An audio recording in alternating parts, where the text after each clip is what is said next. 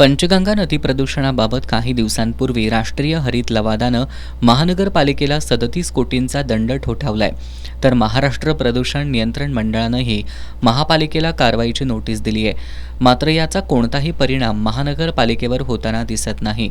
आज घेतलेली ही दृश्य पाहिली असता जयंती नाल्यातील सांडपाणी ओसंडून वाहत असून ते थेट पंचगंगा नदीत मिसळत असल्याचं दिसून येत आहे. हा प्रकार गेल्या काही दिवसांपासून सुरू आहे.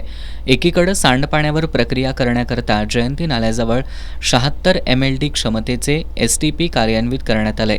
मात्र हा 76 MLD क्षमतेचा सांडपाणी प्रक्रिया प्रकल्प देखील आता कमी पडतोय की काय अशी शंका उपस्थित होतीये.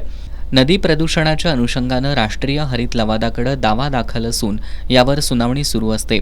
अशातच जयंती नाल्यातील सांडपाणी रोखण्यात महानगरपालिका अपयशी ठरत असल्यानं राष्ट्रीय हरित लवादानं 2 महिन्यांपूर्वी कोल्हापूर महानगरपालिकेला 37 कोटींचा दंड ठोठावलाय. हा दंड माफ व्हावा याकरता महानगरपालिकेनं पुन्हा राष्ट्रीय हरित लवादाकडे अर्जाद्वारे विनंती केली आहे. दंड भरावा लागला तरी हा सर्वसामान्य कोल्हापूर शहरवासियांच्या खिशातूनच भरावा लागणार आहे.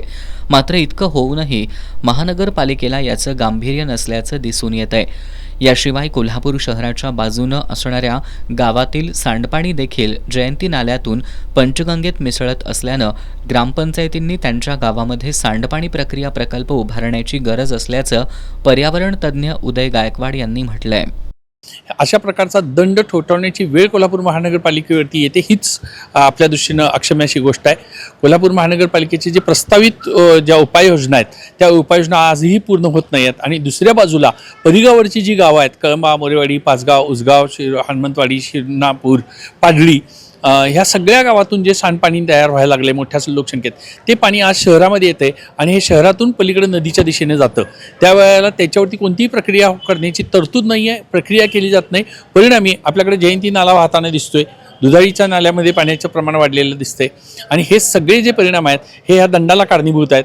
ही वस्तुस्थिती आहे. याच्याबद्दल प्रशासनानं खरं तर कोल्हापूर प्राधिकरणाच्या हद्दीमध्ये येणाऱ्या सगळ्या गावांच्यावरती सांडपाणीची प्रक्रिया होणं अपेक्षित आहे. दुसरी गोष्ट जी परिगावरची गावं आहेत त्यांनी आपापलं सांडपाणी जे आहे ते प्रक्रिया केलं पाहिजे आणि ते प्रक्रिया केल्यानंतर सोडलं पाहिजे. आज जयंती नाला बंधाऱ्यावरील दृश्य पाहिली असता पंचगंगा प्रदूषणाचे हे दुखणं केव्हा थांबणार असा सवाल उपस्थित होतोय. याशिवाय जयंती नाल्याजवळ ही स्थिती असून कोल्हापूर शहरातील इतर 6 नाल्यातूनही सांडपाणी नदीत मिसळत असल्याचं वास्तव आहे. याबाबतही महानगरपालिकेनं ठोस उपाययोजना करण्याची गरज आहे.